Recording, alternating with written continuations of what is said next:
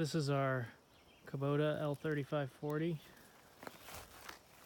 The loader and backhoe. We bought it used off of Chapel Tractor with just the loader, and we added the backhoe last year. It's the BH92 backhoe. It's an 18-inch bucket, no thumb. It's a 9-foot backhoe. And show you here. It's a 2-pin mounting system. When the backhoe's on the ground and you're about to attach it, you lift it up,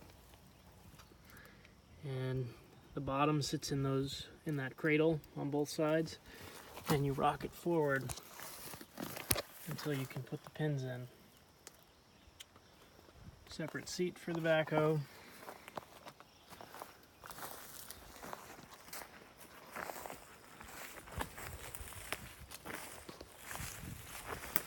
We put it together ourselves. It weighs about 1,800 pounds, and it was quite the project.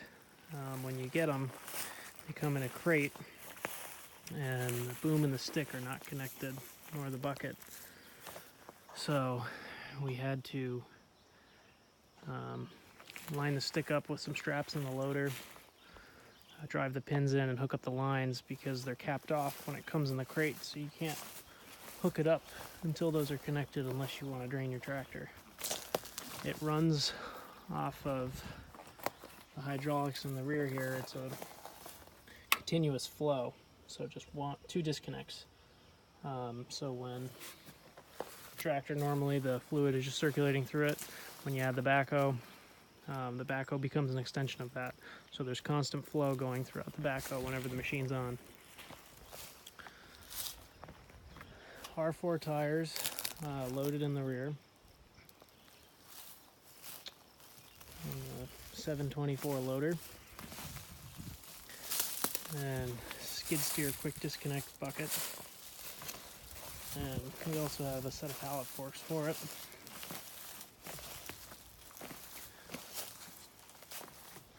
Like I said, we bought it used with 330 hours on it. It just rolled over 400, so I did the service. The service included the fuel filter, the engine oil, hydrostatic fluid, and the front axle gear oil change. All of it went well except for the fuel filter change. I screwed something up and airbound it, and couldn't get it started, and ultimately had to drag it down to Chapel Tractor, where they helped us out. It took them a little bit to figure out how I did it and how to get it going again, because I took it to their branch, which doesn't deal with the Kubotas, but the heavy equipment.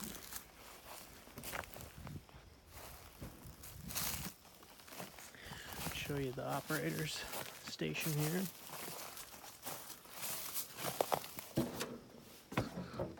So this is a pre-Tier 4 emissions machine, so it doesn't have any of the DPF buttons or anything like that.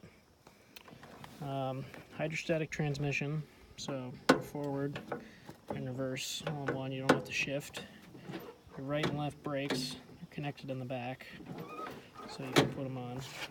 Your clutch, which I haven't really found a use for except for starting the machine. And over here you have your cruise control, your range selection, low, medium, and high, 3-point control, your PTO button, and your loader control. One of the other features this thing has is a dual range selector. So if you're in, say, medium, you can go between high and low with a flick of this, and it's actually very useful. So you're just driving along and you flick your finger there.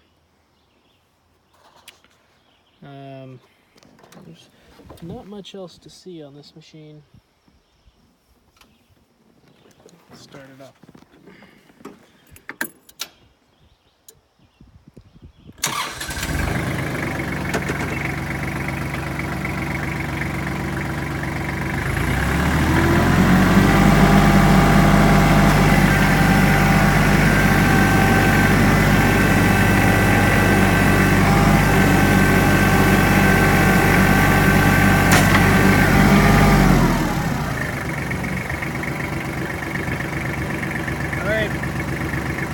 guys for watching.